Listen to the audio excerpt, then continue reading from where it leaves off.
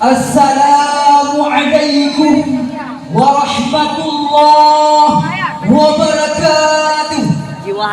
السلام ورحمة الله وبركاته. الحمد لله الذي أنعم علينا بأنواع النعم ولطائف الإحسان، وخصنا على سائر خلقه بتعليم العلم والبيان، والصلاة والسلام على سيدنا محمد المبعوث بخير الملل والأديان، وعلى آله وأصحابه بدور معالم الإيمان وشموس عوالم العرفان. أما بعد، تعظيما وإكراما أقدم أولا إلى مدير مؤسسة التربية الإسلامية دار السعادة وأهله، وإلى أساتذة وأساتذتي في كل معهد دار السعادة الذين قد علمونا علوما نافعة، وهذا كله لسعادتنا في الدنيا والآخرة.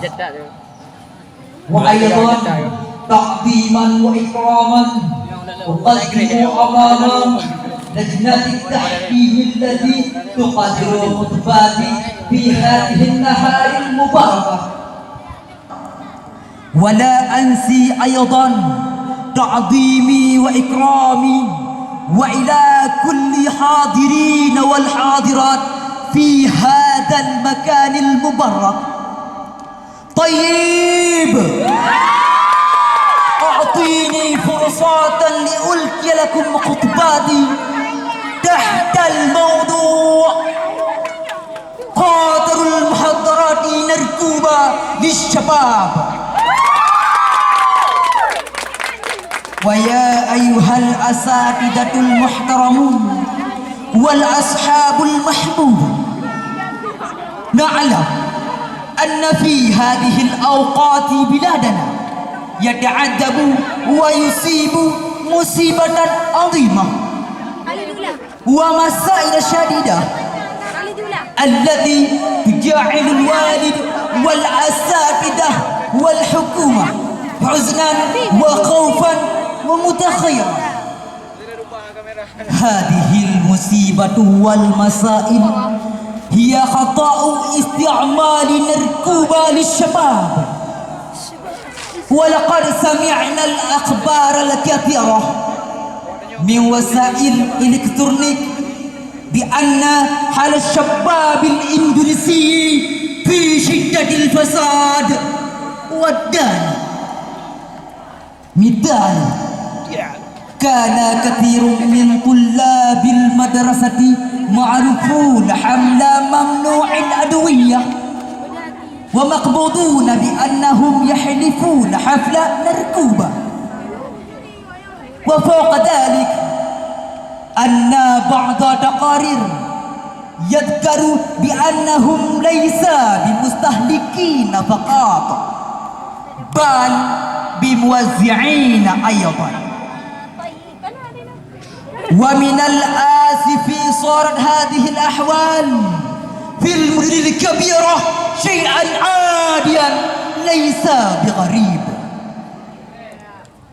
ولقد نبهت الحكومة بأن نركوب لها خطر وضرر للبلاد، ولا بد لكل واحد أن يحذر ويفاقده، بمعنى وجب لكل واحد أن يشارك في منعها وتحليل هذه المشكلة.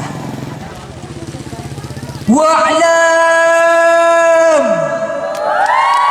أيها الإخوان أن جيل الشباب رجاء وأمل للأمة، وهم مسؤولون بمستقبل حال هذا البلد.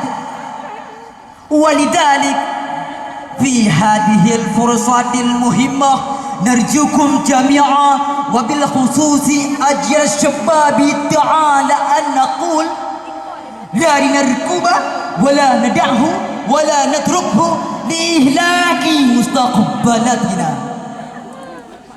وقد قال الله تعالى في القرآن العظيم: بسم الله الرحمن الرحيم. يا أيها الذين آمنوا إنما الخمر والميسر والأنصاب والأزلام رجس من عمل الشيطان فاجتنبوه لعلكم تفلحون. إخواني المحبوبين، نركوبة هو قاتل شديد يقتل الناس تدريجا وتبطيئا.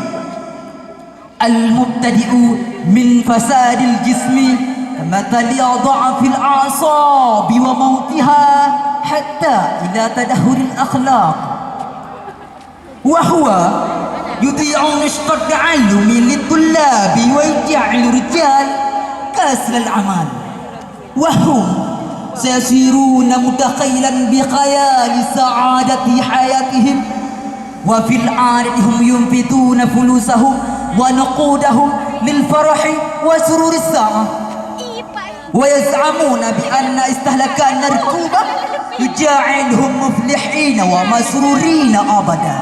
ما شاء الله.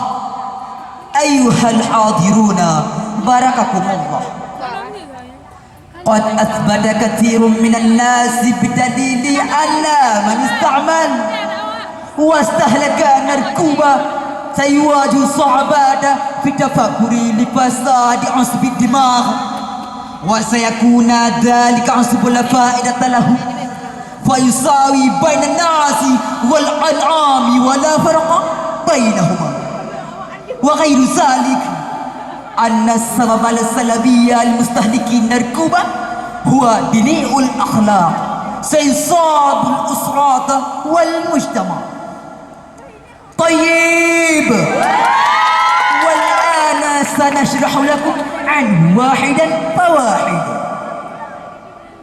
سبب السلب الأول للفاعل أن مستهلكين الركوبة سيصيرون مغضوبا ومحزونا ومضيعا نشاط الحياة، وهم لا يبالون ولا يحترمون الأخذ في حياتهم اليومية، وأيضا لا يستحقون الجهاد العمل المنتفع كالتعلم والسعي. سبب السلب الثاني هو للأسرة. كان أهل أفيون الركوبة مسوسا ومشاغبا في الأسرة مهمة، كان إلى الأبوين وليس لهم إكرام غيرهم، حتى جاء القصة أنهم عائلتهم بسبب حقير وصغير. أيها الحاضرون بارككم الله، والآن جاءني الوقت لآخذ خلاصتي من تلك الخطبة. الركوبة هو قاتل شديد يقتل الناس تدريجا وتبطيئا، وهم سيصيرون متخيلا بخيال سعادة حياتهم، وفي العادة هم ينفقون فلوسهم ونقودهم للفرح وسرور الساعة، وهم لا يبالون ولا يحترمون الأخذ في حياتهم اليومية، بأنهم لا يعطون الفلوس لشراء الركوبة، بل لا يحضرون السلامة والسكينة لعائلتهم، وفي النهاية صار جميع الأسرات مكروها ومسؤولا لعيوبهم. ما شاء الله. أصبح أهل الركوبة زبالة ومسوسا للمجتمع، بأنهم لا يعرفون ولا يدرون أحكام العادة والأخلاق، يعيشون لدنياهم، وأكثرهم يسيرون عاطلا وسارقا وقاطعا طريق المؤدي للمجتمع. إخوان، وماذا نستفيد شيئا من هذه الأديان؟ والجواب طبعا غير موجود. لماذا؟ ليس إلا أن الشيطان وراء ظهورهم بوسيلتهن الركوبة، والشيطان ينفخ الشر والعدوى بين الناس. هذا مني عفوا على كل خطأ، وشكرا على اهتمامكم جميعا. وآخرا أقول لكم والسلام عليكم ورحمة الله وبركاته.